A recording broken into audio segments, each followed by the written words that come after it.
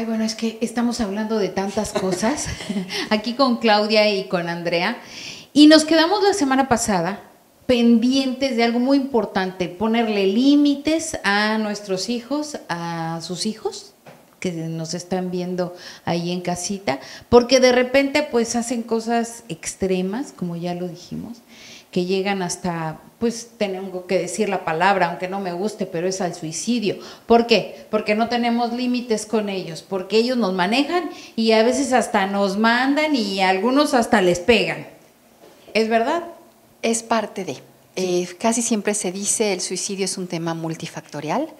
Y aquí tenemos un estudio hecho en Quintana Roo que además dijo que sí son muchos factores, pero ¿qué factores? ¿Y cómo se combinan?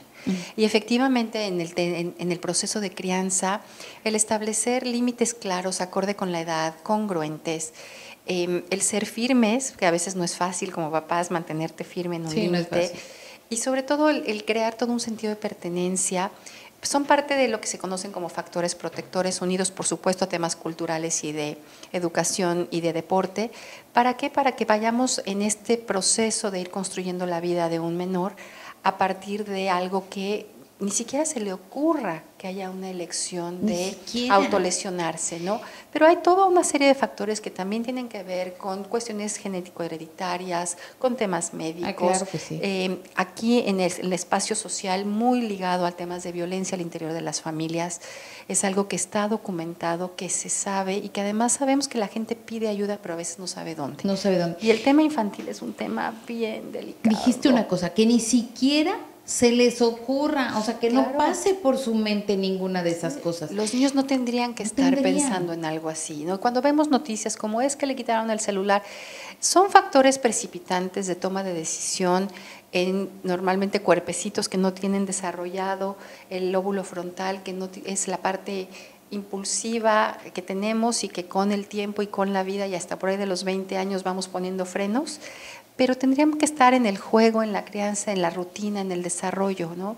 Muchas veces la gente dice, no me gusta hablar del tema, pero qué bueno que tú sí hablas del tema en este programa, porque es bien importante que la gente sepa del tema del suicidio.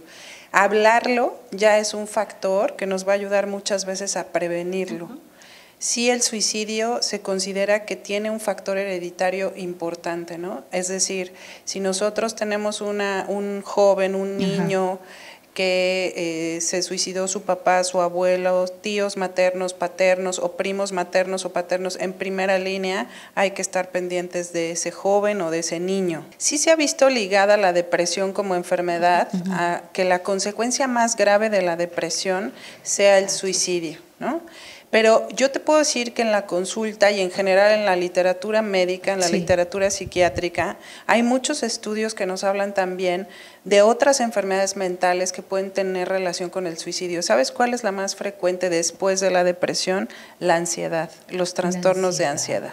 Bueno, y si tenemos este joven que además le va mal en la escuela, le va mal en la casa y encima en la escuela a lo mejor o fuera de su casa lo están buleando, le dicen, le hacen, bueno, ya tenemos como una bomba de tiempo para que este joven, este niño que ya tenía algún antecedente previo, desarrolle alguna patología psiquiátrica que lo lleve a tener como última consecuencia el suicidio. Y en este combo feo que se va juntando, que se va sumando, el también cómo se manejó y se maneja el tema del suicidio desde el tabú, desde el, híjole, en esa familia, en la exclusión social, y sobre todo, bueno, todavía hoy es un tema, como decía Andrea, es tan importante ponerlo sobre la mesa, porque eso ya de por sí, dicen, ay, se puede hablar de estos temas, se puede hacer algo al respecto, pero generaciones atrás, es muy común cuando estás en la consulta, dicen, no, pues yo tenía una tía que medio la amarraba, ¿no? O alguien que no salía, o sea, sí, de pronto te cuentan estas historias como terroríficas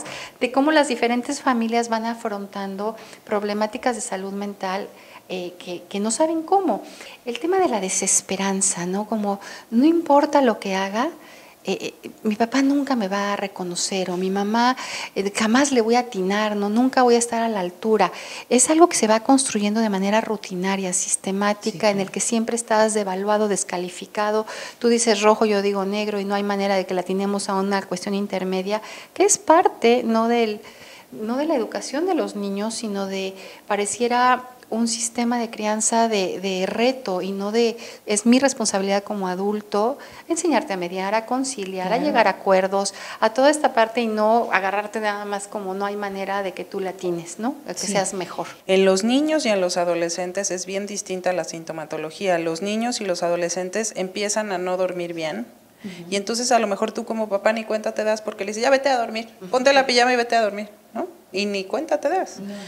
Punto número 2, los niños y los adolescentes empiezan a estar irritables, enojones y te empiezan a retar y entonces tú como adulto le dices, sí, te voy a castigar y vas a ver y no sé qué. Entonces, en lugar de contribuir o sentarse con el joven y decirle, a ver, ¿qué te está pasando? ¿No? ¿Por qué estás tan de mal humor? ¿Por qué me estás respondiendo? Es muy importante. Entonces, significa que la comunicación con los jóvenes o con nuestros hijos, es vital. Sean jóvenes o adultos, es vital. La depresión tiene como un papel muy importante, ¿no? La desesperanza, la falta de sentido de pertenencia, la violencia al interior de las familias, el estar descalificado continuamente y además se te junta con un tema de escuela, con un tema de trabajo, o sea, todo el contexto donde simplemente una cuestión que pareciera irrisoria de no le dieron el celular o no lo dejaron ir a la fiesta, desencadena una conducta que da una solución, entre comillas, final a un problema transitorio, ante una falta de tolerancia a la frustración, de decir, a ver, ¿cómo le hacemos? Decía Andrea, el tema de resiliencia. Hoy estamos generando muchos niños y jóvenes que no tienen tolerancia a la frustración, no la tienen, entonces cualquier problemática se vuelve, pues como dicen ellos, todos, nunca, nada, siempre. Pero fíjate no hay que yo creo que es inmediato, yo creo que ahí sí volvemos al tema de redes sociales, ¿no? ¿Qué tanto tiene que ver esta falta de tolerancia a la frustración con las redes sociales? Y yo me acuerdo que yo cuando estudié medicina, hace no tanto porque sigues estudiando, yo tenía que ir a buscar la información médica, los artículos, tenía que ir a la biblioteca de algún hospital a sacar las fichas, ¿se acuerdan de las fichas, los cajones? Claro. Sacar las fichas, anotarlo en un papelito y la bibliotecaria o el bibliotecario me decían, te tenemos la información en una semana, ¿no? O ese libro no te lo puedes llevar, ¿no? Y ahora… tenías que quedarte ahí. Y ahora… le picas al internet y ahí está. Pero ahí no tenemos tienes. el filtro de saber si la información es buena, si no es buena. O sea, si no podemos ir en contra, pero sí hay un tema de la vida virtual que no contribuye a construir esta tolerancia tan importante y que vemos además el tema intolerante afuera, ¿no? Afuera sí. Ante cualquier circunstancia mínima resulta que hay unas sobrereacciones que dices, ¿qué le pasó? Son las 7 de la mañana, ya estamos todos de malas, ¿no?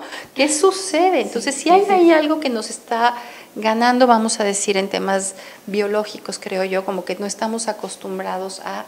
Y tendríamos que bajar un poquito el ritmo, todos. Un poquito, ¿verdad? Sí, empezando por los adultos. Empezando, ¿por qué no? Ya llegamos a nuestro límite del día de hoy, ¿verdad? Hay que ser tolerantes. Hay que ser tolerantes, perdón, discúlpenme, pero ¿qué les parece si me gustaría tocar el tema que te digo de las mamás?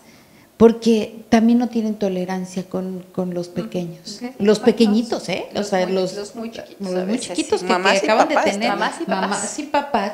Los papás mejor prefieren no llegar a la casa, pero la que se queda es la mamá, porque en muchos hay que darle casos, chuchu y en muchos casos.